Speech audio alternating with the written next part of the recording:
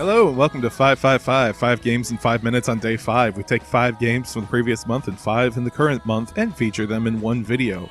Apologies for the delay, let's get right to it. We begin with the January games. We've come a long way from the simple and clean first game in 2002, but we're just about at the end. Kingdom Hearts 3 ends what is known as the Dark Seeker Saga, with Sora and the gang working to stop Xehanort from starting the Second Keyblade War. A number of Disney properties will be making their debut in the series, including Tangled, Frozen, Toy Story, and Big Hero 6. If somehow you've made it through all the games and followed the plot to perfection, good for you, because I certainly haven't. So technically this isn't a game. Nintendo and developer Imagineer refer to this as a fitness application, which from what I could see in the demo is pretty apt. The app doesn't have the mini-games you would find in something like Wii Fit, but what we have is a well put together workout app. Tracks might be limited, but there are plenty of exercises to try out. Coming off of early access on Steam, My Life at Portia is the latest game from Pathia Games and Team 17. The game is a simulation game similar to Story of Seasons and Stardew Valley, with the developer taking some inspiration from Studio Ghibli. You take up your pa's old workshop and make it the best in Portia, while also farming, exploring, and fighting monsters. One caveat though, there seems to be an issue with the companies and paying their voice actors. However, this is something they seem to be working to fix and may have fixed by the time this is published. So keep an eye out for that if you go to purchase the game. You might not believe it, but Pikuniku is a game published by Devolver Digital. I don't believe it! This wonderfully strange puzzle exploration game may look funny, but things aren't what they seem. From the game's description, help peculiar characters overcome struggles, uncover a deep state conspiracy, and start a fun little revolution in this delightful dystopian adventure. After a few years and a fun reveal at E3 2018, Resident Evil 2 has been remade.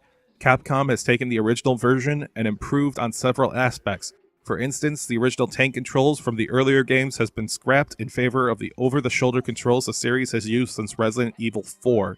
The game has received universal acclaim and shipped 3 million units in its first week.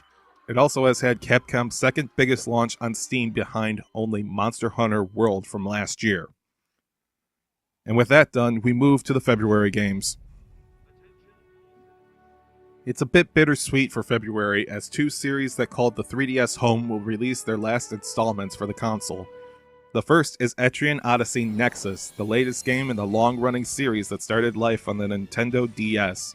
With this release, the dungeon-crawling RPG series will have, over the course of 7 years on the 3DS, released 3 main series games, remakes of the first 2 games, and 2 mystery dungeon crossovers, the second of which was Japan only. Etrian Odyssey Nexus is available right now on Nintendo 3DS.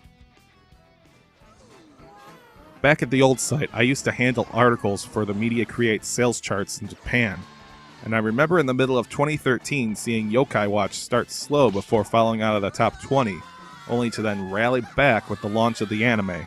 The game would have tremendous staying power, securing top spots on the list for nearly a year and going well beyond 1 million units sold before Yokai Watch 2 released the next year. Suffice to say, seeing the last release of Yokai Watch on 3DS will personally be bittersweet, as I remember cheering the original game on from afar. Yokai Watch 3 will be available in North America on February 8th. The product of an internal pitching contest, The Liar Princess and the Blind Prince is an action-adventure game from Nippon Ichi Software. The tale begins with a wolf monster scratching the eyes of a young prince who ends up imprisoned as the king detests facial injuries. Feeling remorse, the wolf monster makes a deal with a witch in order to help the prince. From there, you lead the prince with simple commands and defend him in wolf form.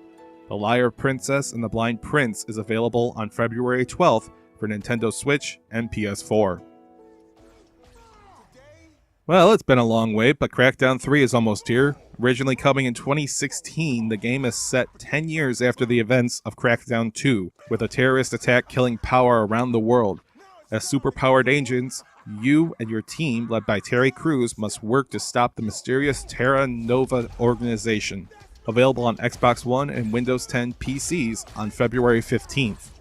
Crackdown 3 will also be made available on Xbox Game Pass on release day. Oh yeah! Welcome to the agency! Going back to the February 2017 Nindy Showcase, I remember watching this at work and having to hold back my excitement for SteamWorld Dig 2, and then express confusion when Celeste was left off the broadcast. But at the end was an Advance Wars-inspired fantasy game called Wargroove, and nearly 2 years later, our patience has paid off as the Chucklefish-developed game has allowed gamers to get their Advance Wars fix, both in playing the main campaign as well as in developing levels and campaigns themselves. Wargroove is available now for PC, Switch, and Xbox One, with a PS4 version coming later. And that's it for this 555. If you liked what you saw, please like, share, comment, subscribe, and ring the notification bell. If you have any games you'd like to add for these months, or even start the list for March, let us know in the comments below. I'm Jeff from Some Nerdy Arguments, and I'll see you next month with another set of games.